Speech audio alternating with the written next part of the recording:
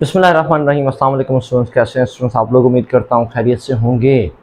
मैं हूँ आपका टीचर मोहम्मद यामीन और आप देख रहे हैं YH लर्निंग। अच्छा बच्चा, आज का हमारा टॉपिक है डॉट प्रोडक्ट या फिर स्केलर प्रोडक्ट। अच्छा, इसका मतलब क्या हुआ, एक्चुअल है क्या? देखो बेटा, सबसे पहले मैं थोड़ा सा बेसिक से स्टार्ट करता हूँ। थोड़ा सा बेसिक मैं आपको बताता हूँ। देखो 7, 8 या 9 क्लास में आप लोगों ने पढ़ा होगा मैथ प्रोडक्ट यानी के मल्टीप्लिकेशन के दो सिंबल। एक सिंबल आपने पढ़ा होगा इस तरह, मतलब 2 मल्टीप्लाई बाय 3 ऐसे लिख देते थे, और कहीं कहीं आपने देखा होगा कि 2.3 ऐसे लिख देते थे, और हमें हमारे टीचर्स बता देते थे कि भाई इन दोनों का ये भी मल्टीप्लाई है, इसका आंसर भी 6 ही आएगा और इसका आंसर भी 6 ही आएगा। इसका मतलब तो बात ये आ गई कि है तो ये दोनों मल्टीप्लाई की साइन, ठीक है। तो फिर अब फिजिक्स में ऐसा नहीं है। फिजिक्स में है ये दोनों मल्टीप्लाई की साइन, है ये दोनों प्रोडक्ट की साइन, लेकिन जहां डॉट लगा होगा वो अलग चीज हो गई और जहां क्रॉस लगा होगा वो अलग चीज हो गई। यानी ये बन जाएगी क्रॉस प्रोडक्ट, ठीक है, और दूसरी बन जाएगी हमारे पास डॉट प्रोडक्ट। तो ऐसा ऐसा समझ लें कि जो चीज, स्टार्ट यहां से ले लेते हैं कि जो चीज डॉट से रिप्रेजेंट हो रही है वो डॉट प्रोडक्ट है, लेकिन वैसे ये डॉट प्रोडक्ट इसको नहीं कहते, ये तो एक रिप्रेजेंटेशन है। बात क्लियर हो गई? अब थोड़ा सा आगे बढ़ते हैं। तो है क्या डॉट प्रोडक्ट यानी कि स्केलर प्रोडक्ट? पहले तो एक वो डेफिनेशन उठाते हैं जो रट्टे वाली है, देन फिर उसके बाद हम उसको आस्ता आस्ता समझते हैं। देखो जनाब, आसान से लफ्जों में मैं यहां पे लिख देता हूं कि product of two vectors is scalar, यानी कि सिर्फ उसका मैग्नीट्यूड मिलेगा, डायरेक्शन नहीं होगी उस प्रोडक्ट में। तो इसका मतलब ये होगा कि कोई भी अगर आप प्रोडक्ट लेते हैं, मान लो कि एक प्रोडक्ट आपके पास वेक्टर ए है, इधर इधर मैं सिंपल पॉइंट्स डेफिनेशंस लिखूंगा, ठीक है।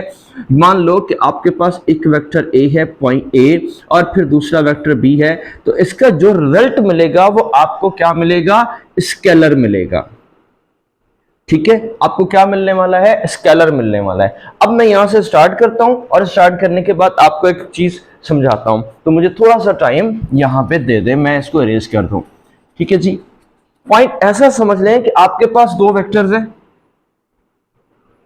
ओके बेटा, ये देख लीजिएगा, आपके पास दो वेक्टर्स हैं, एक वेक्टर ए और एक वेक्टर आपके पास आ गया बी।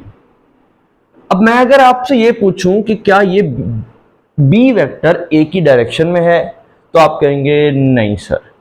अगर मैं आपसे ये पूछूं कि क्या बी वेक्टर ए से परपेंडिकुलर है, तो आप फिर भी कहेंगे नहीं सर। ये तो वही वाली बात हो गई, जैसे याद करो कि रेजोल्यूशन ऑफ वेक्टर में आपने ये टॉपिक पढ़ा होगा। अगर आपने नहीं पढ़ा तो वीडियो मेरी भी देख लें, वरना अगर आपने पढ़ा है तो अब मैं बताता हूं, क्योंकि टीचर्स आपको ऐसे जरूर पढ़ाते होंगे। बेटा बताओ कि ये एक्स एक्सिस है और ये हमारे पास वाई एक्सिस है। अब बताओ कि अगर इसके अंदर कोई वी वेक्टर है, वी इसलिए लिखा क्योंकि आपके बुक में भी वी लिखा हुआ है। अब वी वेक्टर एक्स की तरफ है या एक्स के परपेंडिकुलर है, तो आप बोलेंगे कि सर हम ऐसा करते हैं कि इसको कंपोनेंट में तोड़ लेते हैं। ये बन जाएगा हमारा वी वाई का कंपोनेंट और ये बन जाएगा हमारा वी एक्स का कंपोनेंट, ठीक है। और इसको हम कहेंगे कौन सा कंपोनेंट? Base component. और इसे हम कहेंगे कि ये कौन सा कंपोनेंट हो गया हमारे पास? Perpendicular component. सर हमें कैसे पता लगा? एंगल के सामने वाली साइड जो है ये कौन सी साइड कहलाएगी? हमारे पास परपेंडिकुलर कंपोनेंट कहलाएगी। बेटा ये सारी स्टोरी जो है ना, मैंने एक पूरे लेक्चर में रिकॉर्ड करा रखी है, तो बेहतर ये है कि आप वो जाके उसे देख लें। हाँ बस इतना अगर आपने देखी है तो अब आपको समझ में आ गया होगा कि हमने एक वेक्टर को दो पार्ट्स में स्प्लिट कर दिया है, और स्प्लिट करने के बाद एक को हमने एक्स कंपोनेंट बना दिया था, दूसरे को वाई कंपोनेंट बना दिया था। एक्स के साथ इसने एंगल बना रखा था, तो इसलिए हमने बेस बोला, और दूसरा एंगल के सामने था तो इसलिए हमने उसे क्या बोला? परपेंडिकुलर। सेम हेयर बेटा, ऐसा ही इधर होने वाला है। देखो अब बी के हम दो कंपोनेंट यहां से तोड़ते हैं, ठीक हो गया। ये दो कंपोनेंट यहां से टूटे, टूटने के बाद अब मैं कहूंगा कि ये वाला जो एंगल के जो सामने वाला है ये बी का परपेंडिकुलर कंपोनेंट है। ठीक है, ये सिंबल परपेंडिकुलर की होती है। अब एक्स वाई तो नहीं मैं लिख रहा यहां पर, तो यहां पे क्या लिखूंगा, परपेंडिकुलर कंपोनेंट। और बेटा यहां से लेकर यहां तक ये जो बना ये बी का पैरेलल कंपोनेंट है। और ये कंपोनेंट किसके पैरेलल है, ए के। किसके परपेंडिकुलर है, ए के। जिस तरह यहां पर x के पैरेलल था और x के ही क्या था, परपेंडिकुलर था, इधर ये b कंपोनेंट जो है वो b जो है a के ही पैरेलल है और ये वाला कंपोनेंट a के ही क्या है बेटा, परपेंडिकुलर है।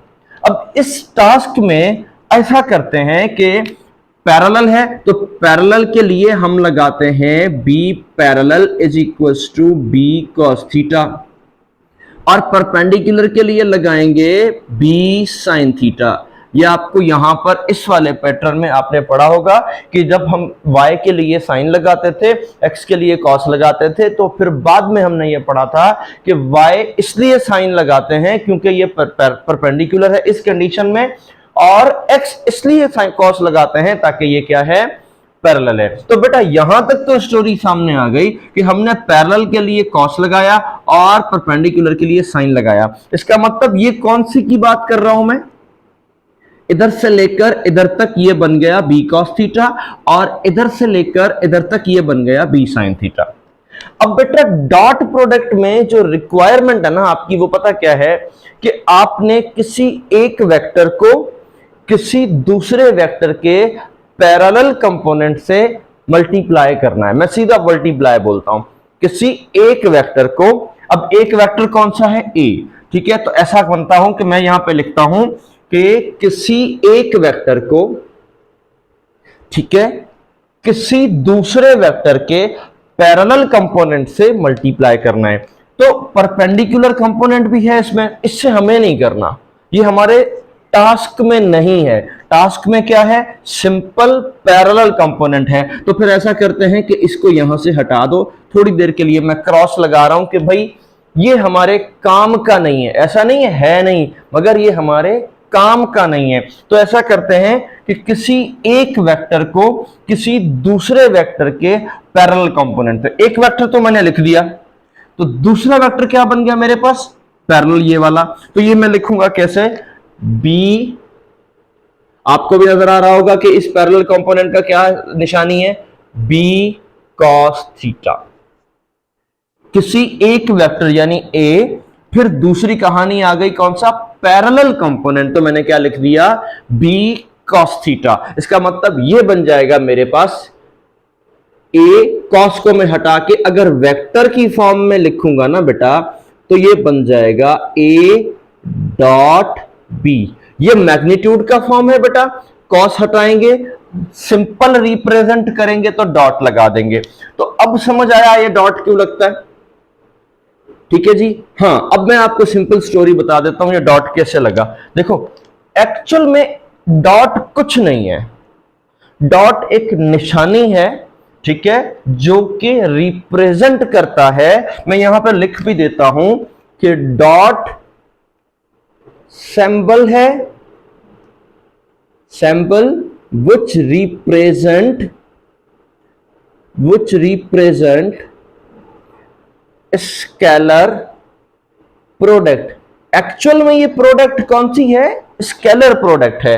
और उसके अंदर डॉट क्यों लगाते हैं, निशानी के तौर पे, कि जहां डॉट लगा होगा वहां समझ लेना कि हमने किसी एक वेक्टर को किसी दूसरे वेक्टर के पैरेलल कंपोनेंट के साथ क्या करना होता है, मल्टीप्लाई करना होता है। तो अभी मैंने क्या किया, एक डेफिनेशन और बनाते हैं। देखो, product of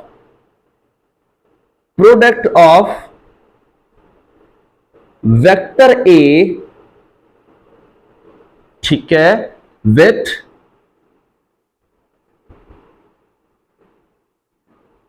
parallel component of vector B. अच्छा, जरूरी नहीं है कि ये वेक्टर ए बी ही होंगे, वेक्टर इधर। अच्छा, अब मैं इस फिगर को थोड़ा सा एक फिगर मैं यहां रफली बनाऊं। ये तो आपको समझ में आ जाएगा कि ये जरूरी नहीं है कि ये ए बी होंगे, ठीक है। इसको तो हम जरा फेयर वर्क में रहने दे देते हैं। ये देखें, लाइक ये वेक्टर पी भी हो सकता था, ये वेक्टर क्यू भी हो सकता था, ठीक है।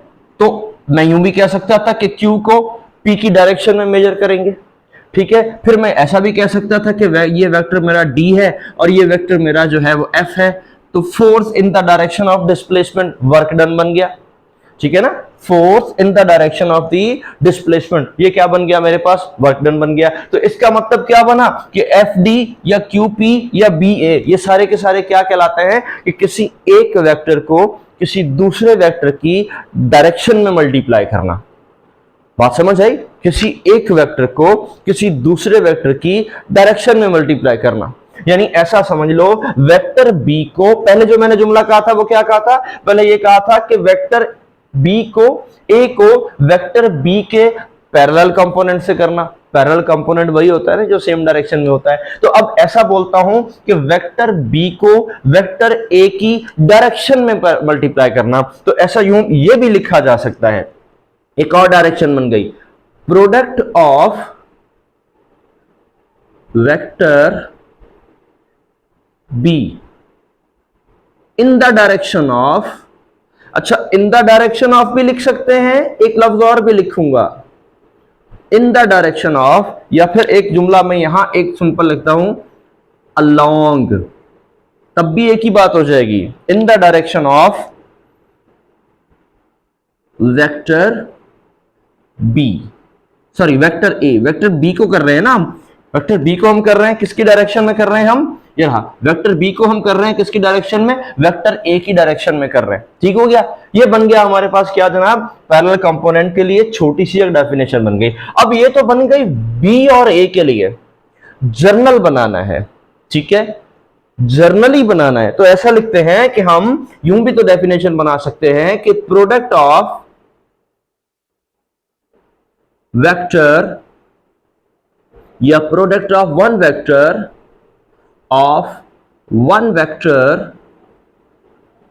in the direction of other vectors, other vector यानी दूसरे वेक्टर की डायरेक्शन में जो बनेगा वो हमारे पास क्या बनेगा, पैरेलल स्केलर प्रोडक्ट। तो जनाब एक ये आ गया, ये देखो दूसरी ये बन गई, तीसरी हमारे पास ये बन गई, चौथी ये बन गई, और ये हमारी देसी वाली पहले स्टार्ट है यहां पर। तो जो भी हम लिखना चाहें वो बन जाएगा। ये डेफिनेशन नहीं है, ठीक है, ये डेफिनेशन नहीं है, यानी इसको हम एक्सप्लेनेशन में नहीं लिख सकते। ये मैंने सिंपल डॉट का लिखा था कि ये डॉट का मतलब ये नहीं है कि जहां डॉट लग गया वहां कॉस लगेगा, जहां डॉट लग गया वहां कॉस लगेगा। वो इस कंडीशन में हमने ऐसा कुछ बना लिया, ऐसी कुछ सिस्टम इसका बना लिया ताकि जहां डॉट लगेगा वहां पर क्या लगेगा, कॉस लगेगा। ठीक हो गया, यहां तक बात क्लियर हो गई। अच्छा ये तो बन गई हमारे पास प्रोडक्ट्स। ओके, फॉर एग्जाम्पल अगर ये ऐसा नहीं होता, ये कुछ उल्टा होता कि मैं आपसे ये कहता कि बी ए की डायरेक्शन में कितना है, ठीक है, लाइक इस तरह की कोई एग्जाम्पल ले लेते हैं। एक और एग्जाम्पल बनाता, देखो मेरे पास वेक्टर ए आ जाता यहां पर या बी होता यहां पर ऐसे, और मेरे पास वेक्टर ए होता यहां पर ऐसे। दोबारा से वैसी फिगर बनाता हूं। अब मुझे ये देखना है कि वेक्टर ए बी की डायरेक्शन में कितना है। ये तो इस तरह जा रहा है ना, तो फिर मुझे क्या करना है कि यहां से एक लाइन ड्रॉ करनी है परपेंडिकुलर ऐसे सीधा, किसकी तरफ, इसकी तरफ, ठीक है। अब वो परपेंडिकुलर इधर से 90 डिग्री का एंगल बनाकर आएगा तो फिर वो परपेंडिकुलर कहलाएगा, ठीक है। वरना यहां से बनाओगे तो 90 का एंगल नहीं बनेगा। अब मैं ये भी समझा रहा हूं, यहां से बनाओगे तो 90 का एंगल नहीं बनेगा, यहां से बनाओगे नहीं बनेंगे, यहां से बनाओगे ना, ये देखो अब 90 का एंगल बन रहा है मोस्टली, तकरीबन, थोड़ा सा मैंने भी गड़बड़ कर दी, ऊपर थोड़ा ऊपर कर देते हैं। हाँ अब 90 का एंगल बन रहा है, ये आ गया। अब ये आ गया तो इसका मतलब पता क्या बनेगा कि मान लो कि ये आपके पास वेक्टर ए था, ये आपके पास वेक्टर बी था। अब हम क्या लिखेंगे, अब हम ये लिखेंगे कि vector A product of the vector B, ठीक है, product of the vector B with parallel component of the vector A. पहले क्या लिखा था हमने, product of the vector A with parallel component of the vector B. ठीक है, अब मैं यहां पे क्या लिखता हूं कि प्रोडक्ट ऑफ किसकी, vector B with parallel component of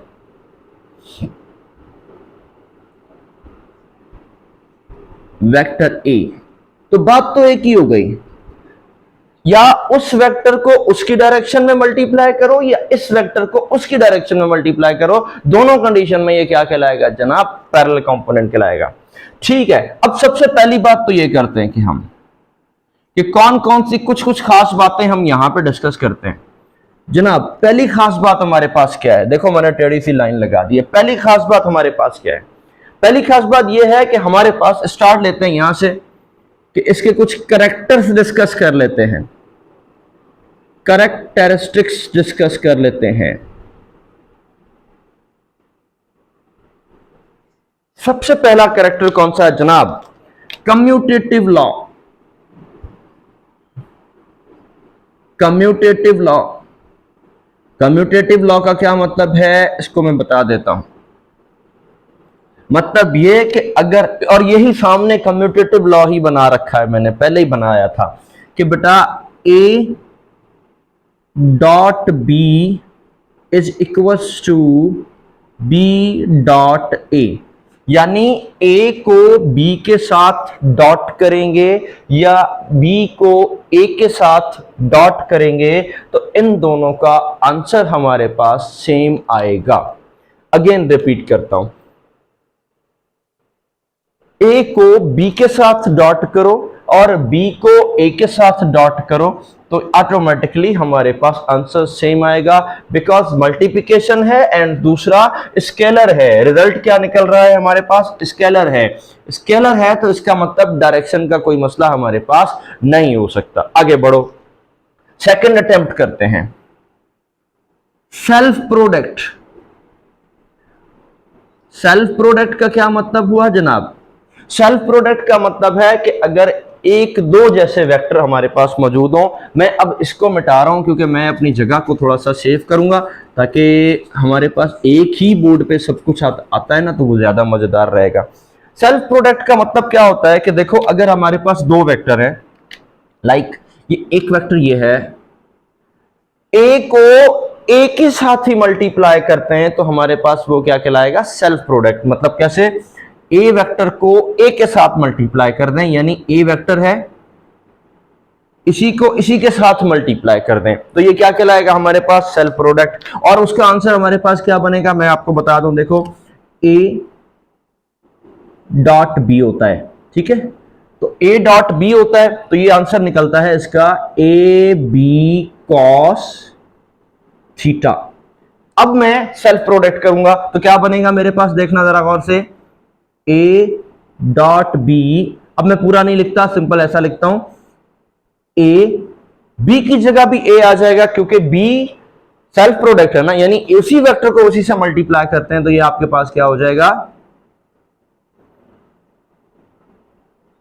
ऐसा, और ये हमारे पास आ जाएगा cos थीटा। ठीक है, अब सवाल ये आया कि ये सेल्फ है, सेल्फ है तो इसका मतलब ए और ए के दरमियान एंगल भी क्या होगा, 0 डिग्री, क्योंकि दोनों एक दूसरे के क्या हो सकते हैं भाई, पैरेलल हो जाएंगे। तो इसका मतलब हमारे पास एक बात आ गई, वो ये क्या आ गई कि इसका मतलब हमें क्या करना है कि ए को ए के साथ स्क्वायर कर दें और cos 0 की वैल्यू 1 हो जाएगी। ठीक है, इसका मतलब आंसर हमारे पास आ जाएगा ए स्क्वायर।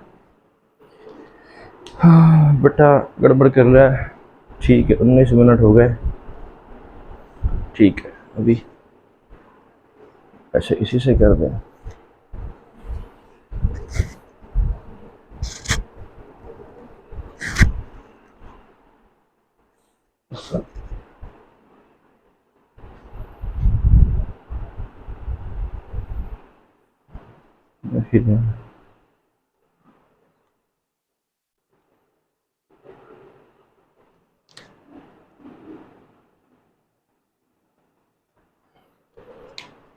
अच्छा बेटा एक छोटी सी,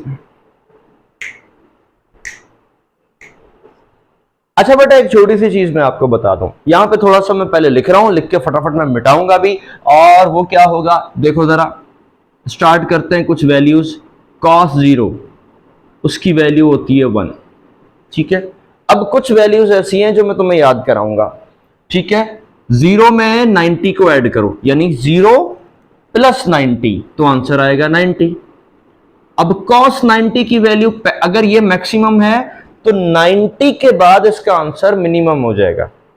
ये मैक्सिमम है, 90 के बाद इसका आंसर हमेशा खत्म हो जाएगा। सबसे बड़ा आंसर बेटा 1 आता है, इससे बड़ा आंसर नहीं आएगा, ठीक है। तो उससे सबसे छोटा आंसर फिर 0 ही होगा, ठीक है। तो cos 90 की वैल्यू क्या हो जाएगी, 0 हो जाएगी। फिर 90 में 90 को ऐड करो तो ये 90 प्लस 90 कितना हो जाता है बेटा 180, ठीक है। 180 इसका मतलब क्या हो जाएगा, 180 की वैल्यू अब आ जाएगी -1, ठीक है। तो ये मैं यहां पे संभाल के रख रहा हूं ताकि आप लोगों को इधर हमें काम आने, ठीक है।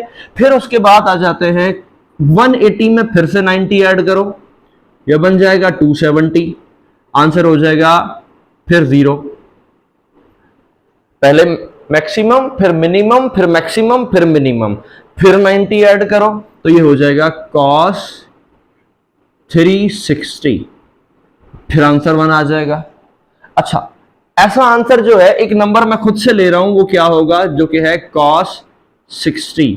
मैं यहां पे ये ले रहा हूं, क्यों ले रहा हूं ये बाद में बताऊंगा, फिलहाल 1/2 है, इसको संभाल के रखो। अच्छा बेटा तीसरा, मानो कि अगर वेक्टर ए और वेक्टर बी दोनों बराबर हो, ठीक है।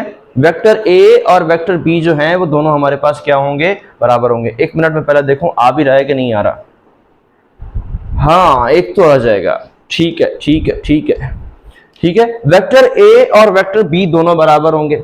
बच्चा जब भी दो वेक्टर आपस में बराबर होंगे तो उनका मैग्नीट्यूड भी सेम होगा और उनका डायरेक्शन भी सेम होगा, यानी दोनों एक दूसरे के पैरेलल होंगे, दोनों के दरमियान एंगल जो है वो 0 डिग्री होगा। तो ये बात याद रखना, मैं यहां पे लिख देता हूं। तो इसका एंगल क्या होगा बच्चा, 0 डिग्री होगा। क्यों, क्योंकि ये दोनों इक्वल हैं, राइट हो गया। इसका मतलब ए और बी बराबर हैं। अब मुझे सिर्फ ये वाला फॉर्मूला उठाना है, कौन सा, ए बी कॉस थीटा लेना है, ताकि मुझे सिर्फ सॉल्व करना है, बाकी तुम लोगों को पता है, राइट। तो इसका मतलब क्या, ए बी कॉस थीटा, ठीक है। ए बी कॉस थीटा, ए की जगह बी रखो या बी की जगह ए रखो। तो इसका मतलब मैंने यहां ना बी की जगह ए रखा था, अब मैं क्या करता हूं, हमारी मर्जी है, ए की जगह बी रखो या बी की जगह हमारे पास क्या रखते हैं, ए रखते हैं। तो क्या बनेगा हमारे पास, ए बी कॉस थीटा। इसका मतलब ये आ जाएगा ए की जगह बी रख देते हैं, तो ये ए की जगह बी, क्योंकि इक्वल है ना दोनों, तो किसी की जगह कुछ भी रख दो, और कॉस हमारे पास हो जाएगा 0। तो बेटा cos 0 की वैल्यू फिर 1 हो जाएगी, तो ये आंसर आ जाएगा बी स्क्वायर, और ये ए स्क्वायर भी हो सकता था, ठीक है। अभी मैं सिंपल सॉल्व करा रहा हूं, उसके बाद मैं इसको शॉर्टली भी आपको बताऊंगा कि यहां पे पॉइंट्स बनेंगे क्या। सिंपल इन बातों को पहले तो ध्यान में रखते हैं, आगे चलें। हाँ जी, तीसरा कैरेक्टर नहीं, चौथा कैरेक्टर, ठीक है। एक डॉट बी 0 कब होगा, A dot B is equal to 0। A dot B is equal to, पहले तो देखते हैं किस कम्यूटेटिव लॉ, फिर self product. A dot B A B कब होगा, पहले तो ये देखते हैं A dot B A B कब होगा, ठीक है। ए बी कब होगा जनाब, जब दो वेक्टर्स एक दूसरे के सेम डायरेक्शन में होंगे। A dot B A B कब होगा, यहां पर इक्वल थे, ठीक है, यहां पर दो वेक्टर इक्वल थे, यहां पर एक वेक्टर को एक ही से मल्टीप्लाई किया, यहां पर दो अलग अलग वेक्टर थे, A dot B B dot किया, यहां पर दो वेक्टर सेम डायरेक्शन में है, लेकिन क्या हो रहा है, उसके पास इक्वल नहीं है, मैग्नीट्यूड उनका इक्वल नहीं है। तो बच्चा क्या बन जाएगा हमारे पास आंसर, ए डॉट बी। जब ये दोनों वेक्टर एक दूसरे के इक्वल होते हैं ना बेटा, एक ही डायरेक्शन में होते हैं, उस वक्त एंगल हमारा क्या होता है, 0 डिग्री होता है। तो ऐसा करते हैं कि यहां पे लगा देते हैं ए बी cos 0।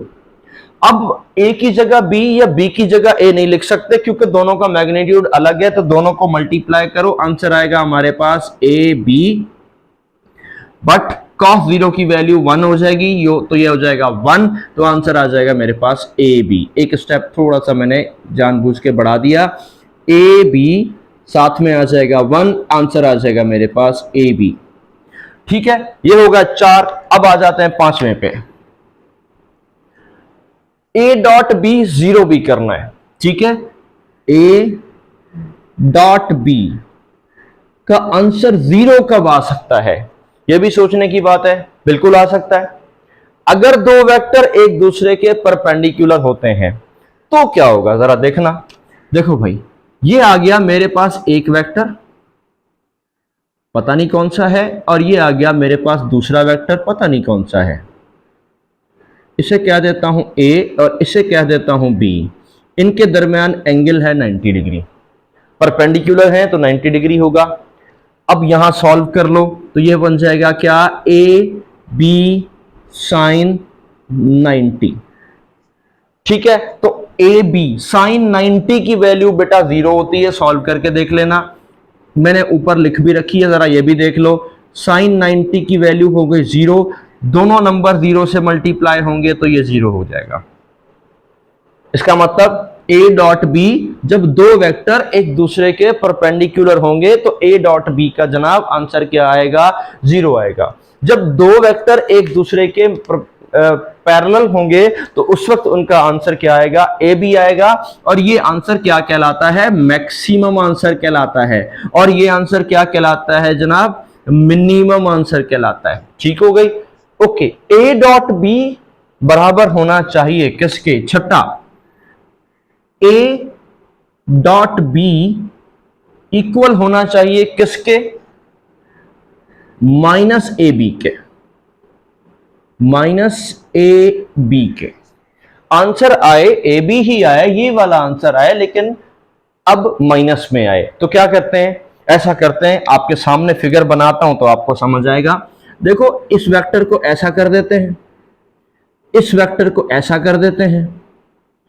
अब फॉर एग्जांपल ये रहा एक ए वेक्टर और ये रहा बी वेक्टर, दोनों एक दूसरे के ऑपोजिट डायरेक्शन में है।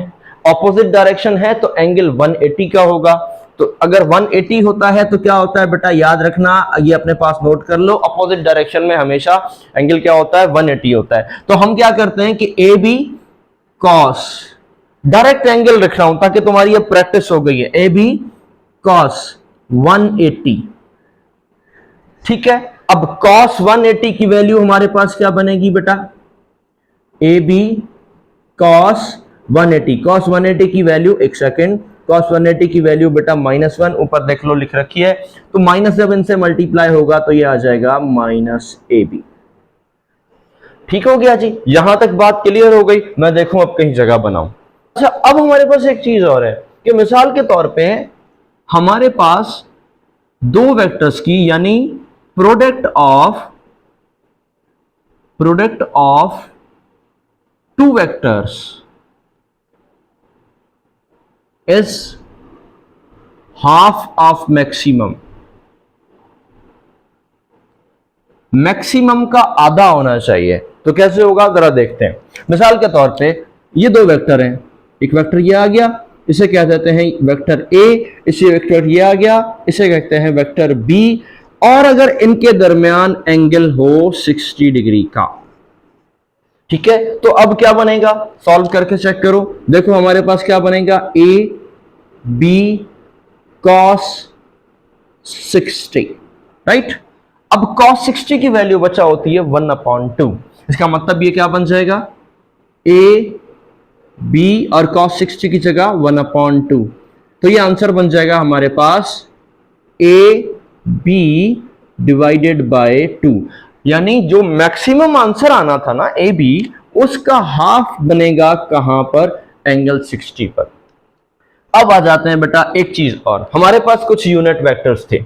अब यूनिट वेक्टर्स की बात कर लो। यूनिट वेक्टर कौन कौन से थे, मैंने आपको बताया था। यूनिट वेक्टर्स हम यहां पर थोड़ा सा उनका इंट्रोडक्शन भी ले लेते हैं। तीन यूनिट वेक्टर्स हमारे पास होते हैं बेटा, आई, एक होता है जे, एक होता है के। इसे समझाने के लिए मैं इधर यहां फिगर बना रहा हूं, जरा गौर से सुनना ताकि तुम्हें पता लगे, फिर मुझे ज्यादा डिटेल में जाना पड़े। देखो ये एक्स एक्सिस, ये वाई एक्सिस और ये जेड एक्सिस, ठीक है। एक्स एक्सिस का यूनिट वेक्टर कहलाता है आई, वाई एक्सिस का यूनिट वेक्टर कहलाता है जे, और जेड एक्सिस का यूनिट वेक्टर कहलाता है के। अब ये बात ध्यान में रखनी है, ठीक है। अब आ जाते हैं, हम क्या करते हैं, आई को आई के साथ मल्टीप्लाई करते हैं, ठीक है। आई को आई के साथ डॉट करते हैं। एक मिनट, यहां पे मैं सही से थोड़ा सा ऐसे लिख देता हूं, एक है आई, एक है जे, एक है के। हमें सबसे पहला काम ये करना है, आई डॉट आई करना है। आई डॉट आई को एक में पूरा एक्सप्लेन करूंगा, देखना जरा गौर से सुनना। आई डॉट आई मतलब आई की वैल्यू 1, फिर आई की वैल्यू 1, डॉट की जगह लगेगा कॉस थीटा। सवाल ये आया कि सर कॉस थीटा की वैल्यू क्या है। देखो मैं आपको बताता हूं, आई कहां पर है, एक्स एक्सिस पर, दूसरा आई भी कहां पर है, एक्स एक्सिस पर। इसका मतलब दोनों सेम ही डायरेक्शन में है, ठीक है। अगर दोनों सेम ही डायरेक्शन में है तो एंगल क्या होना चाहिए, 0 होना चाहिए। तो यहां पर मैं लगा देता हूं, एंगल क्या है, 0।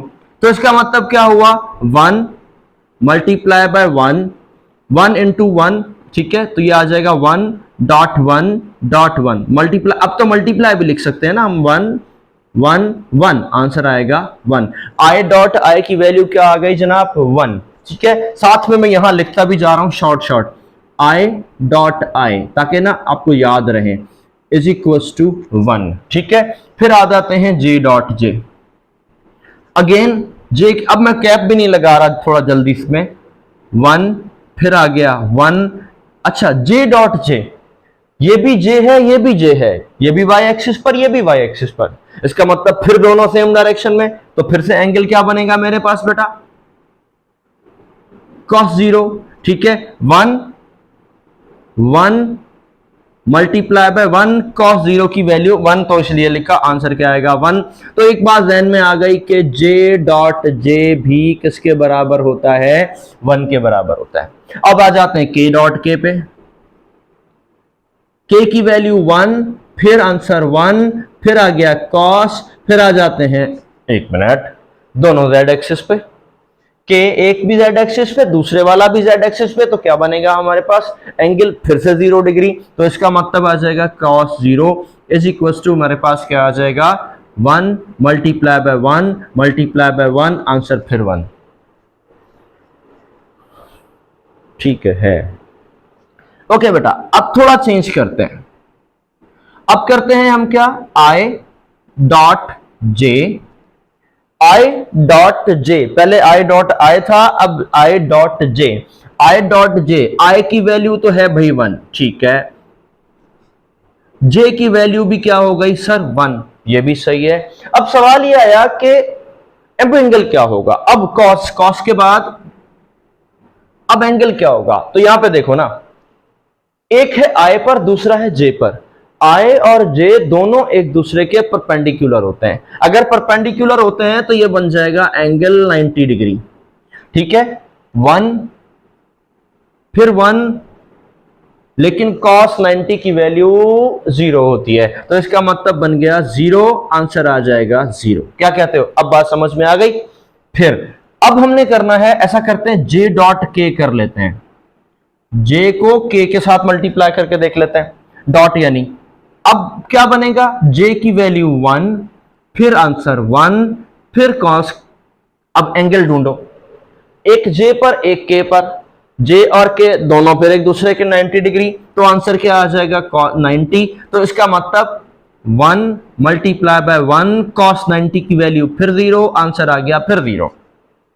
आखिरी रह गया, के को आई से करके देख लेते हैं, ठीक है। तो ये बन जाएगा क्या हमारे पास, के की वैल्यू 1, आई की वैल्यू 1, ठीक है।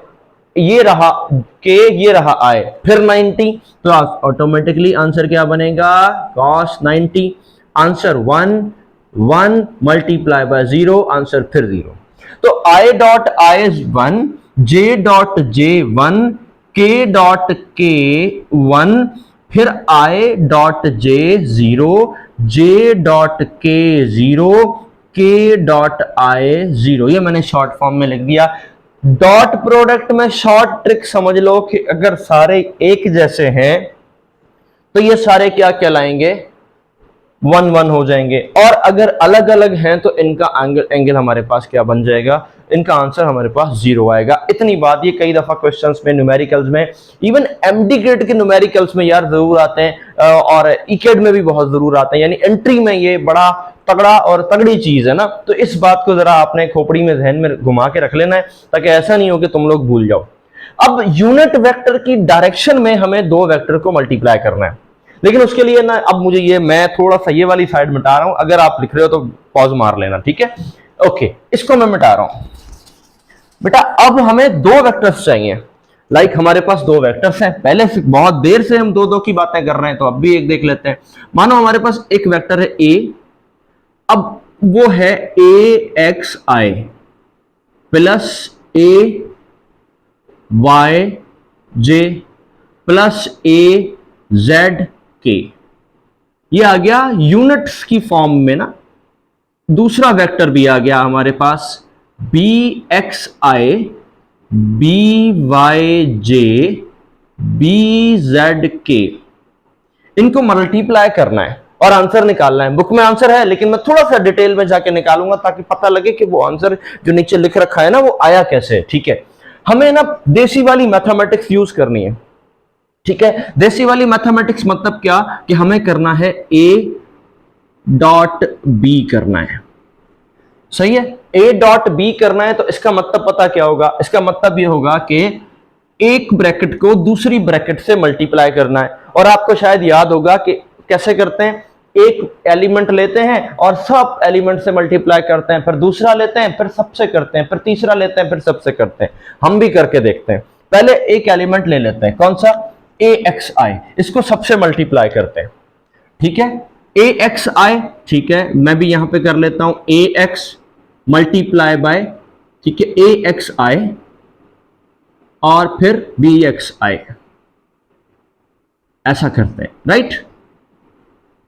AXI और BXI, आगे चलते हैं। AX, फिर आगे AXI को इससे मल्टीप्लाई करना है, AXI फिर साथ में BYJ,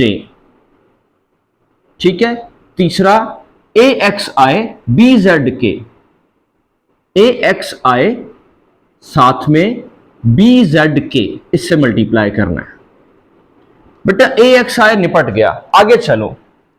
अब इसे नहीं बल्कि इसको मल्टीप्लाई करना है, AYJ को सबके साथ करना है। ठीक है, तो क्या करेंगे, AYJ मल्टीप्लाई बाय BXI, ठीक है, AYJ plus AYJ multiply by BYJ, ठीक है, फिर plus AYJ multiply by BZK। बेटा मैं थोड़ी सी यहां पे वो रफ चल रहा हूं क्योंकि बहुत बड़ी क्वेश्चन हो रही है ना। हाँ, आगे चलते हैं। अब दूसरे को हो गया, अब तीसरे को करो। इसको तीसरे को करते हैं तो AZK मल्टीप्लाई बाय BXI, ठीक है, AZK multiply by BYJ, AZK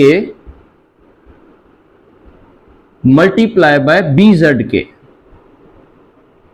ठीक हो गया, अब ये आ गई। अब क्या करना है आपको, सीधी सी, अब ये बहुत छोटा सा आंसर निकल आएगा, A डॉट B, ठीक है, इज इक्वल टू, मैं अब A भी लिख देता हूं, A dot B is equal to क्या हो जाएगा, AX मल्टीप्लाई बाय BX।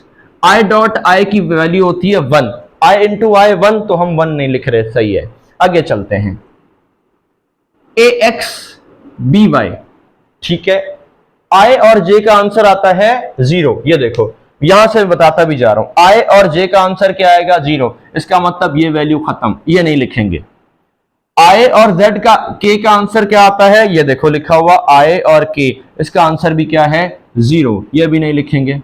फिर आ जाओ कहां पर, जे और आई का आंसर क्या आता है, जे और आई जे और जे आई का आंसर क्या होगा 0, ये भी नहीं लिखते क्योंकि जो जो इनका आंसर 0 आने वाला है, हम अपना टाइम क्यों जाया करें, आगे चलते हैं। अब आ जाओ किस पे, इस पर आ जाओ, ए वाई बी वाई। ये क्यों लिखा, इसलिए लिखा कि यहां जे डॉट जे है, और जे डॉट जे का आंसर क्या आता है भाई, हमारे पास 1 आता है, राइट। फिर जे और के का आंसर 0, के और आई का आंसर भी 0, छोड़ दो। के और जे का आंसर भी 0, ये भी छोड़ दो। और आखिर में हमारे पास क्या बचेगा, एक ए जेड प्लस बी जेड, बाकी के और के का आंसर 1 होता है। तो ये जनाब वो इक्वेशन है जो कि हमें लंबा सारा टाइम हमारा ले गई और इसको हमने सॉल्व किया। तो भाई यहां तक बातें क्लियर हो गई। इन दो वेक्टर्स को मल्टीप्लाई करने का तरीका ये है। अब ये पूरा आपने नहीं करना, बस ये वैल्यूज रखनी है। सादे सादे से लफ्जों में बोलूं, x को x से मल्टीप्लाई करना, y को y से करना, z को z से करना। 1 मिनट मेरे पास जगह है, मैं आपको प्रैक्टिस भी करवाता हूं। ये देखो देखो 3i, ठीक है, प्लस 2j प्लस 4k, ऐसा कर लेते हैं। एक वेक्टर है मेरे पास 2i plus 3k plus 2k, ऐसा बस अपनी मर्जी से लिख लेते हैं। अब मुझे करना है a डॉट b, क्या करेंगे हम, हाँ तो क्या करना पड़ेगा, i को i से मल्टीप्लाई, 3 2 दा 6, ठीक है, i और i की वैल्यू 1, ये भी नहीं लिख रहे, 2 3 दा फिर 6, हाँ ठीक है, फिर क्या आ जाएगा 4 2 दा 8, फिर भी ठीक है। आंसर क्या आएगा 8 and 6 14, 14 and 6 20, आंसर बस ये सॉल्व हो गया इस तरह। तो इतनी लंबी चौड़ी कहानी का जो तरीका था वो ये था, और ये हमारे पास सॉल्व हो चुका। ठीक है जी बेटा, ये थी हमारे पास cross product, sorry dot product. और डॉट प्रोडक्ट में जो जो चीज़ें इंपॉर्टेंट लगी वो मैंने आपको समझा दी, एक्सप्लेन कर दी। आई थिंक फर्स्ट ईयर के हिसाब से काफ़ी है। फिर इसको आगे बढ़ाएंगे जब एंट्री का एक लेक्चर, इसका एंट्री का लेक्चर भी बनाऊंगा, तब जाके वो फिर चीज़ें आपको सारी एक्सप्लेन कराऊंगा। तब तक के लिए कोई कमेंट, कोई बात, कोई चीज़। अल्लाह हाफ़िज़ नासिर।